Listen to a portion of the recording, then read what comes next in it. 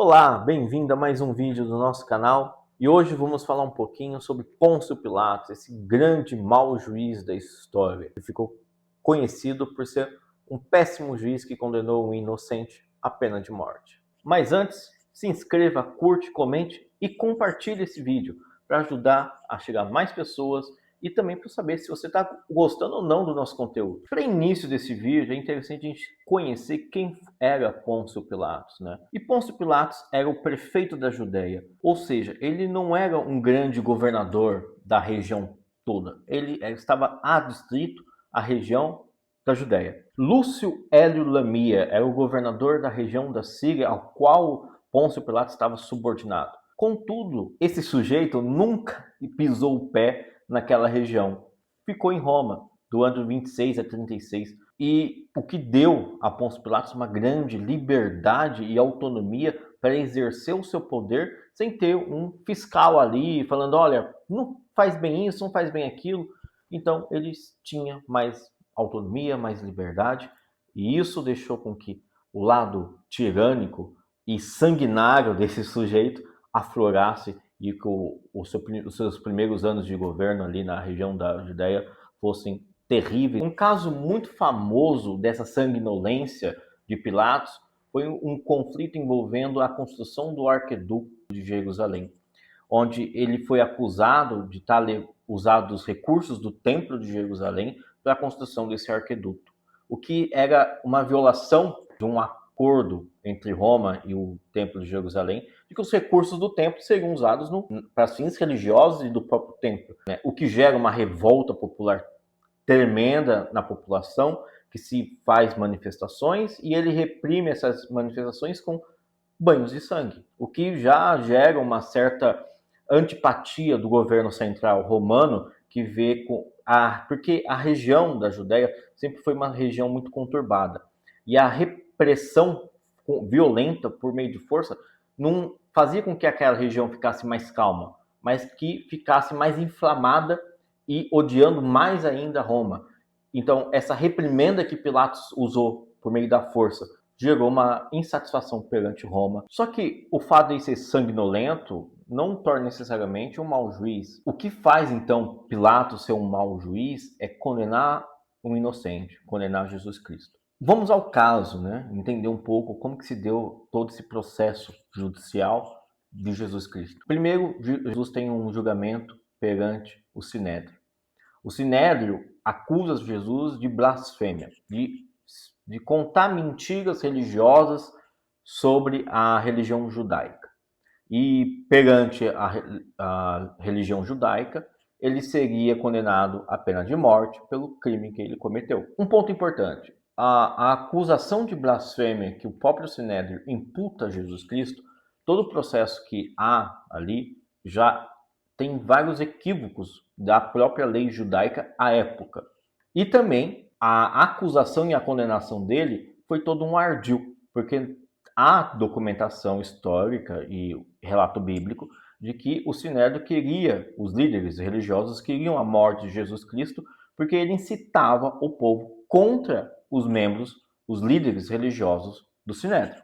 Então, para eles, não era interessante ter alguém apontando os erros e as mentiras que os líderes religiosos judeus estavam fazendo. Então, os líderes religiosos condenam Jesus Cristo ao crime de blasfêmia e querem matar ele por esse crime. Contudo, o Sinédrio não tinha mais o ius glad. O que é o ius glad? O direito de punir pela espada, o direito de pena de morte. Eles não tinham mais esse direito de condenar ninguém à morte, porque isso foi retirado de Roma. Roma, quando ocupa qualquer região, eles falam que a única pena capital é aquela que é aplicada por Roma e que só é aplicada quando alguém atenta contra a própria Roma. Então, o Sinédrio não tinha mais essa pena capital para poder aplicar sobre Jesus. Eles então vão até Pilatos para apresentar Jesus a Pilatos, para pedir para Pilatos condenar Jesus à morte. E qual que é o crime que eles deveriam então apresentar que Jesus cometeu? O de blasfêmia, porque é isso que eles tinham condenado Jesus Cristo, certo? Só que eles apresentam Jesus acusando ele de um outro crime, qual é o crime que o Sinédrio imputa a Jesus perante Pilatos? O de sedição, de lesa majestade e de se proclamar rei perante os judeus. Esses crimes poderiam sim condenar Jesus à pena de morte perante Roma, mas não é esse crime que eles condenaram Jesus lá no julgamento deles. Entende? Então, aí já há um grave equívoco. A jurisdição primária que condena Jesus imputa a ele um crime, e quando vai para a jurisdição superior que vai aplicar essa pena, eles invertem a acusação, tornam uma nova acusação que não foi objeto de discussão no primeiro julgamento. Há então um primeiro equívoco jurídico aí. Pilatos recebe Jesus, ouve a acusação que os sumos sacerdotes apresentam a ele e depois escuta o próprio Jesus Cristo.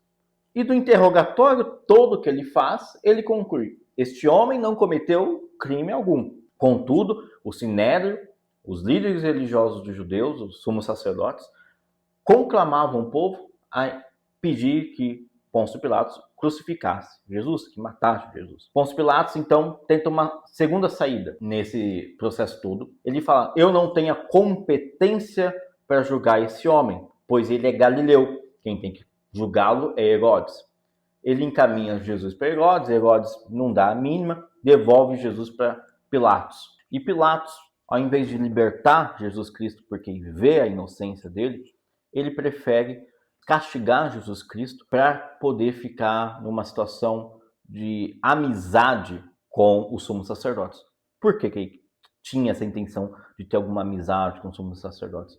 Porque Roma já não via a administração de Pilatos com bons olhos, exatamente por conta dessa toda violência que já tinha acontecido no passado, das repressões que Pilatos exercia e inflamava o povo contra a administração romana da região. Só que para a desolação de Pilatos, o açoite público de Jesus Cristo, toda aquela pena de castigo físico, não aplaca a ânsia de sangue de ver Jesus Cristo morto que os sumos sacerdotes tinham. Só que Pilatos, tentando ainda livrar Jesus Cristo da morte e, novamente, em vez de exercer a autoridade que ele tinha e falar: Jesus Cristo é inocente, vou libertá-lo, ele prefere, uma saída covarde, colocar Barrabás e Jesus Cristo para o povo escolher. Porque se o povo escolhesse Jesus Cristo, ele ia virar para o sumo sacerdote e falar assim: eu segui a forma foi respeitada, a forma processual foi respeitada e o povo escolheu.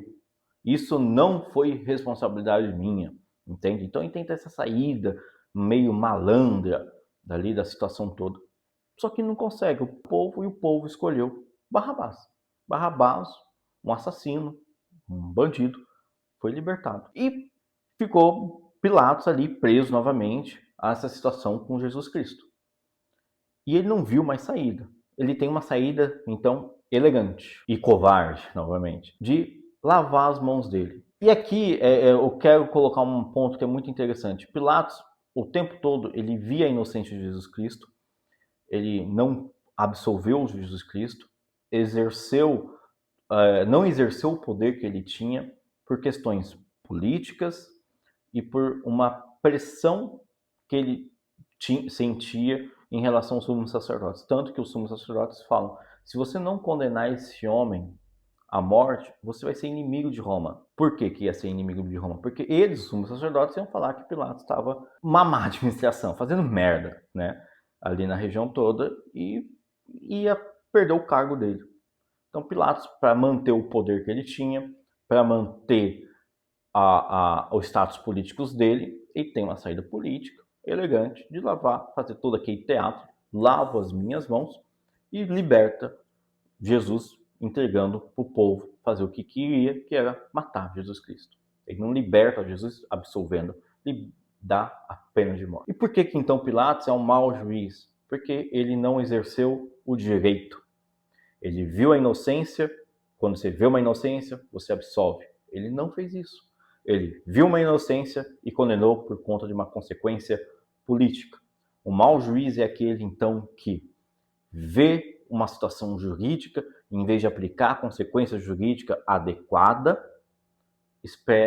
prefere uma resolução política do caso, para agradar a multidão, para agradar uma elite política, que seja.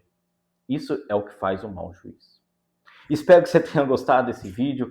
É um vídeo um pouquinho diferente do que nós temos feito aqui no canal, mas que serve um pouco para a gente refletir no modelo histórico o que aconteceu com o direito. E se você ficou até aqui, até esse momento do vídeo, por favor, se inscreva aí, vai ajudar demais o canal. E comente se você gostou, não gostou, que tipo de conteúdo você quer aqui nesse canal, que a gente vai tentar trazer para você, tá bom?